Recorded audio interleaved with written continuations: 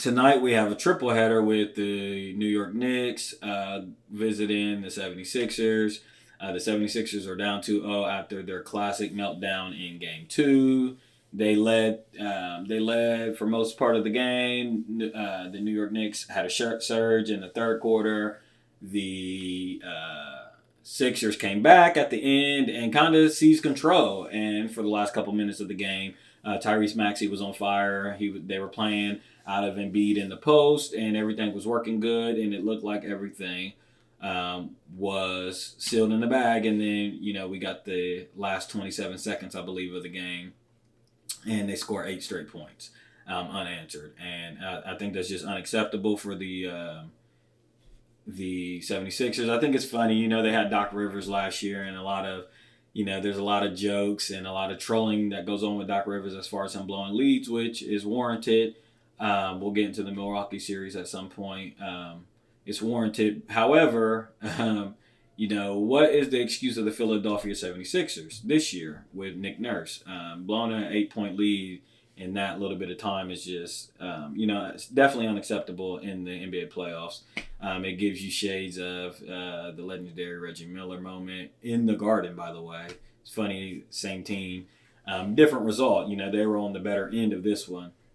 But same team, same arena, and Embiid made comments after the game that it was completely unacceptable, but he was still confident that they were the better team, that they're down to 2-0, but he knows that they're going to win the series because just as far as how the games have played out, he feels like they have been the better team. I can't necessarily disagree. When I watch these games, Philly does seem like the better team. However, New York seems like they want it more, and they play with a different sense of urgency.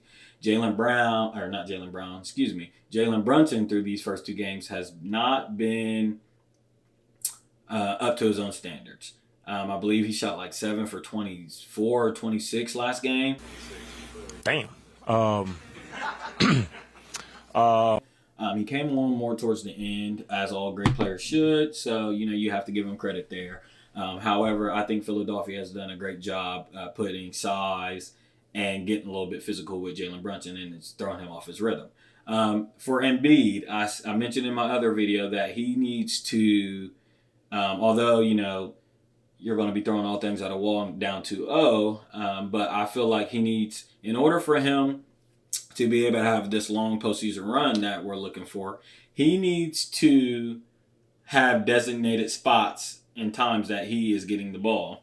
And I think it's a little bit still too much guesswork with the Philadelphia 76ers. They don't really necessarily run a lot of plays. It's a lot of motion and a lot of space for Joel Embiid for him to create out of. I would like for a coach to have design plays for Joel Embiid. So that way he needs to, I said earlier that Shea's shot chart and his shot displays where he can operate from it's a large variety. I think Embiid needs to kind of limit some of himself. And it's a good thing that he can score from all different angles. But I think in order from a stamina standpoint and energy and efficiency standpoint, and just to keep him monitored and managed, especially nursing this knee injury, he needs to have dictated spots on the floor.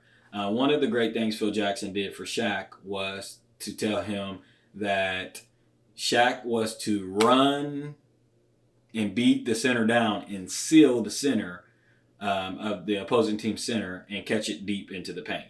And Shaq and Embiid are a lot different as far as their abilities on offense. However, I just feel like as a big man, especially carrying around a lot of that weight, DeMarcus Cousins had some comments this week about Joel Embiid needing to slim down. I totally agree. He maybe needs to lose about 20 to 25 pounds.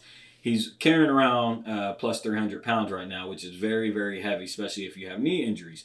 I think ultimately, Embiid needs to catch the ball in the paint a lot more. He allows players to push him up to the elbows and to the wings, and he needs to fight for a position better down low, and they need to operate out of the low post, not the high post, the low post for Joel Embiid. And when they do that, I've watched a lot of videos, especially in this series. They've done it this series. the New York Knicks are forced to double team, and Joel Embiid has done a great job kicking it out to Tyrese Maxey, Kelly Oubre, and people have been hitting shots. So I think it's just a small adjustment that the Philadelphia 76ers need to do. I don't know if they will do it. I haven't seen Joel Embiid. I haven't seen Joel Embiid have that sort of coaching and that sort of structure yet through Brett Brown, Doc Rivers, Nick Nurse.